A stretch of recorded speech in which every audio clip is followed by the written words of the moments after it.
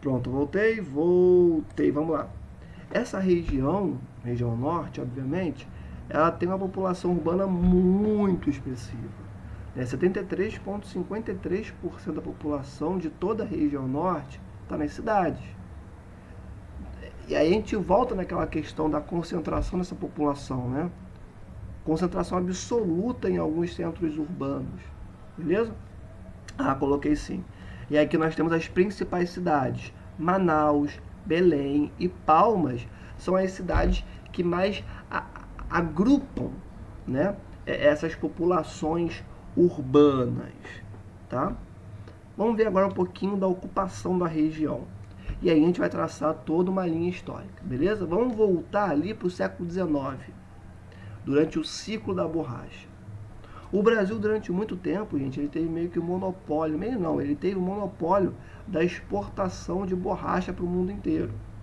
Principalmente, óbvio, né, como a gente faz desde 1500, a gente se preocupou em abastecer o mercado europeu, né? A economia brasileira funciona assim: atender o mercado europeu, norte-americano e mais recentemente o chinês. Agora, para o mercado interno, esquece. Mas enfim, então o ciclo da borracha, ele foi esse ciclo em que o Brasil ele tinha o domínio, né, ele tinha o monopólio, ele era o principal país a exportar borracha para o mundo inteiro. Tá? E obviamente que esse fenômeno econômico, poderíamos dizer assim, beneficiou apenas a uma pequena elite de seringalistas. O que são seringalistas? São os donos das terras em que havia a exploração dos seringais, né, das seringueiras, para a retirada do látex, que depois seria usada para confeccionar a borracha. Né? Ou seja, novamente, os únicos que lucraram com esse período foram os donos de terras, foram os grandes proprietários de terras, como acontece no Brasil desde sempre. E, para atender a necessidade de mão de obra barata desse momento, houve uma migração nordestina muito grande para a região norte. Então, vários nordestinos começaram a migrar para a região norte para conseguir melhores qualidades de vida. Além disso, durante o século XIX, aconteceu uma das piores secas registradas na história do Brasil. Então você tinha pessoas migrando atrás de melhores condições de vida e muita gente fugindo da seca monstruosa que estava acontecendo no sertão nordestino. O pessoal correndo, fugindo, querendo água, comida, enfim. Tá? Desculpa, gente. O que acontece? Em um dado momento, esse ciclo econômico, que é o ciclo da borracha, ele acaba. Acaba. Porque, basicamente, a Holanda começa a rivalizar com o Brasil. Né? Ela vem para o Brasil, entende como que a gente produzia, vai para uma ilha ali do Caribe, começa a produzir a partir do que ela aprendeu aqui no Brasil e produz muito mais, com uma qualidade superior e desbanca a gente no mercado da borracha. Basicamente foi isso que aconteceu. Então, a borracha começa a ser cada vez menos requisitada. E que, nesse processo, vários seringalistas, né, donos de terras, começam a falir. E aí, quando eles falem, os trabalhadores que tinham migrado do Nordeste para o Norte ficam sem ter nenhum dinheiro para se bancar. Você acha que o Estado brasileiro pensou, nossa, as pessoas migraram, elas não têm como se manter, vamos dar um mínimo de infraestrutura para eles, vamos pensar um projeto, né, para ajudar essas pessoas, para elas não morrerem de fome, nem serem violentadas, terem seus direitos, sabe? Nada. O Estado brasileiro basicamente, lavou as mãos, que é o que ele faz com os pobres desde sempre. Ainda mais sendo nordestinos, estão na região norte. O Estado brasileiro, tô nem aí. Como sempre foi. Tá? Então, o Estado brasileiro só se preocupa com o pobre quando é para ser mão de obra brasileira. Quando é para ser mão de obra barata, perdão. Se não for para ser mão de obra barata, ele não se preocupa não, tá? Então, os trabalhadores foram deixados de qualquer forma na região norte. Alguns literalmente morreram de fome, de frio. Frio na região norte é difícil, né? Mas sem ter um teto para morar, sem ter o que comer. foram assassinados.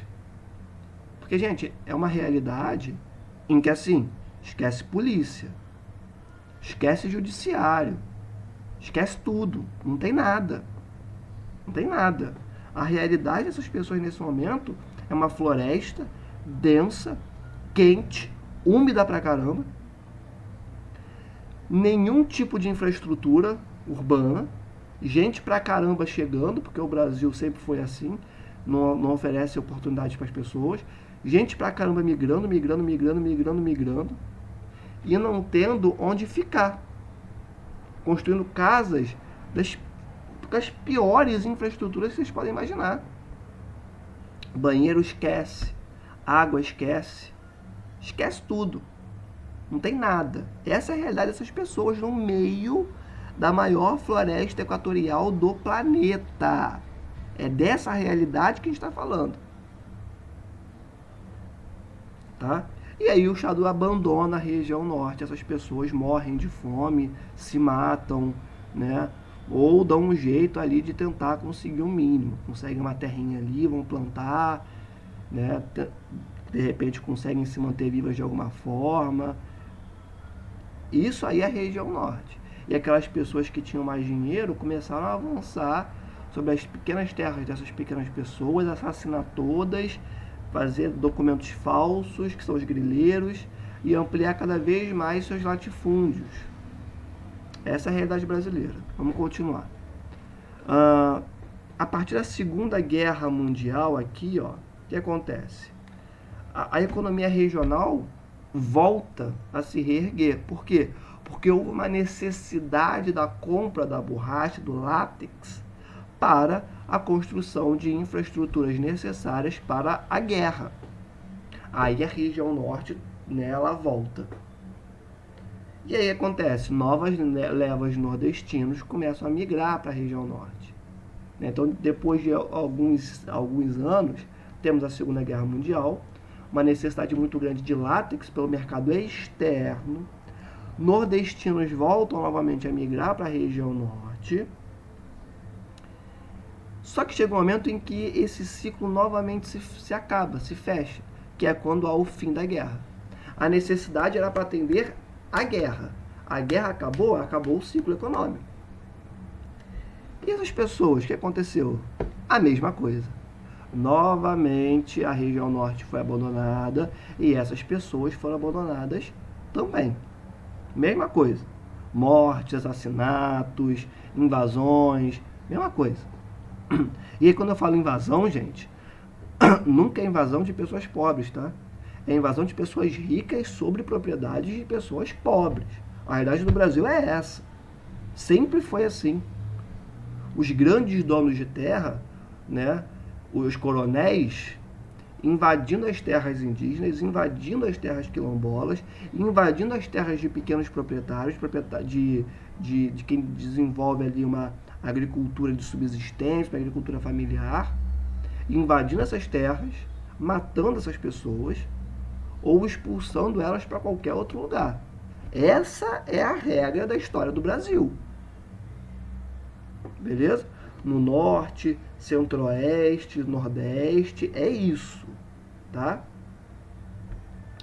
E o Estado brasileiro sempre fingiu que não viu, né? Finge que não vê porque quem está invadindo são pessoas com muito capital, com muito poder político. Até hoje. Até hoje é a mesma coisa, tá? E aí o que acontece? A gente chega até o ponto da construção da superintendência do Plano de Valorização Econômica da Amazônia, que foi pensado em 1953. Esse projeto aqui, qual era a intenção dele? Era de planejar e de promover o desenvolvimento econômico da região norte. Então, a partir ali da década de 50, o Estado brasileiro começa a se questionar, cara, eu preciso fazer alguma coisa para esse lugar. Eu preciso desenvolver alguma coisa na região norte. E aí cria-se a SPVA, né, a Superintendência do Plano de Valorização Econômica da Amazônia, nome grande pra caramba, né? Justamente com a intenção de pensar, né, desenvolver um projeto de desenvolvimento econômico nessa região. E aí, basicamente, houve uma ocupação, né? Essa superintendência, ela pensou e acabou chegando ao ponto de ocupar a região norte, pautada sobre, extração mineral e abertura de estradas. Por que abertura de estradas? Porque a década de 50 é o período do governo do JK, do Juscelino Kubitschek. E Juscelino foi o político, né, responsável por uma política chamada de plano de metas.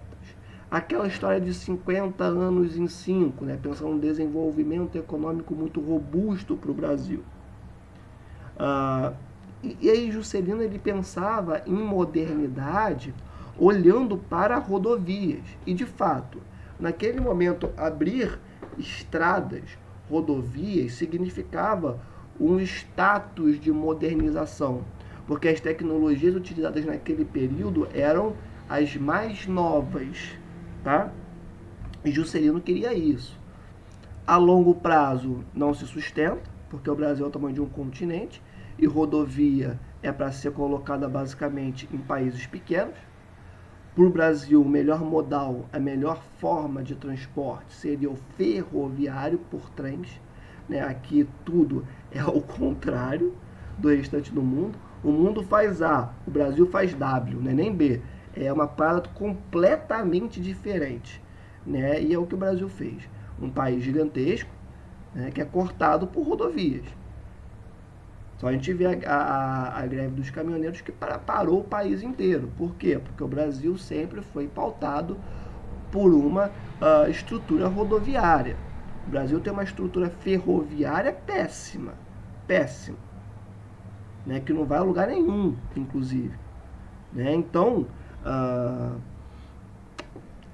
a superintendência se pautou para a região norte na extração mineral, que já é até clichê, é uma região muito rica em recursos minerais, sim, né? Então focou nessa exploração e focou na abertura de estradas, pensando justamente nessa integração da região norte, né, ao restante do país. Era literalmente uma região totalmente desconexa com o Brasil, como ainda é hoje em dia, hoje menos, mas ainda é desconectada, totalmente desconectada. O Brasil ele não foi pautado para ter um território conectado, porque desde o momento em que os portugueses invadiram esse território, que a gente chama de Brasil hoje em dia, eles criaram uma estrutura que era pautada para o mercado europeu. Então vinha, explorava, retirava tudo o que quisesse para jogar para os europeus, para vender para os europeus, como continua até hoje. Né? Então, é isso. Né? Então, o início, né, de uma integração mais profunda da região norte foi a partir dessas rodovias. Tá? E aí, abrindo rodovias, necessita de mão de obra, né? As pessoas precisam de infraestruturas básicas para se manter, como hospitais, alguma vendinha para comprar comida, um lugar para dormir, enfim. Né? E aí várias cidadezinhas menores, né, vilarejos, começaram a se desenvolver no entorno dessas rodovias que foram sendo construídas durante a década de 50. Tá bom? E aí nós chegamos na ditadura militar. Gente, durante todo esse processo aqui, ó, muitas pessoas morreram, tá? Como já fica bem nítido, né? Eu imagino. Muitos nordestinos morreram ali e os que ficaram vivos ficaram sob uma estrutura horrorosa de vida, tá? Uma qualidade de vida péssima. Cenário de apocalipse. E aqui, durante a construção dessas rodovias, também. Mas é na ditadura militar que isso vai ser jogado para a enésima potência. Se muita gente já tinha morrido antes, a partir da ditadura, caraca, nossa, joga isso vezes 10, tá? Deixa eu ver quanto tempo que eu tenho aqui. Tenho tempo ainda. Vamos lá. Juscelino começa, né, esse processo de construção de rodovias. A ditadura ela vai dar sequência a essas construções. Tá? E alguns exemplos são a Transamazônica, BR-230, Perimetral Norte, BR-210, Cuiabá-Porto Velho, BR-364, Manaus-Porto Velho, BR-319. São algumas rodovias que foram construídas durante esse momento, tá bem? Só na construção da Transamazônica, muitas pessoas morreram, muitas. Porque malária, né? Vocês acham que o Estado brasileiro deu o mínimo de infraestrutura para essas pessoas se protegerem no meio da mata, né, mais fechada e úmida do mundo? Não. O Estado brasileiro, ainda mais na ditadura militar, que nunca ligou, nunca ligou para a população, nunca ligou para os mais pobres. A ditadura militar falou assim: vocês querem para a Amazônia para ganhar um dinheiro? Vão. Agora, médico, enfim, infraestruturas básicas para uma pessoa normal viver, aí, gente, isso não existiu não, tá? Não existiu. Então, muitas pessoas pegaram todo tipo de doença equatorial possível. Malária era só um tipo, várias outras aconteciam no meio da floresta. Tá? Além de abuso dos direitos dessas pessoas também pelas autoridades. Era um trabalho quase escravo, né? Então, é bem complicado, né? Mas não foi só a Transamazônica que foi construída. Tiveram várias, essas daqui são só exemplos, tá? Mas só vocês terem uma ideia do que foi esse processo. E óbvio que conforme eles iam construindo rodovias, abrindo cada vez mais espaços dentro da mata fechada, criava-se ali uma rota, né, um caminho para a penetração da população. Mais e mais fluxos, né, de migrantes nordestinos e até de outras regiões brasileiras, mas grande foco nos nordestinos, né, acabavam indo para essa região para conseguirem algum tipo de melhoria de vida, né? E é isso. Então facilitou a penetração dessas populações. Gente, a população da região norte, basicamente, ela é constituída por esses fluxos aqui, tá? Desde o século XIX, antes mesmo do século XIX, né, indígenas, né, mestiços, muitos nordestinos que foram para lá por conta de todos esses ciclos, ciclo da borracha 1, ciclo da borracha 2, depois a Segunda Guerra, ciclo da borracha 2 já era na Segunda Guerra Mundial, né? Depois a SPVA e depois a ditadura, né? Então a gente está falando basicamente da própria constituição da população da região norte. É uma constituição bem complicada, tá?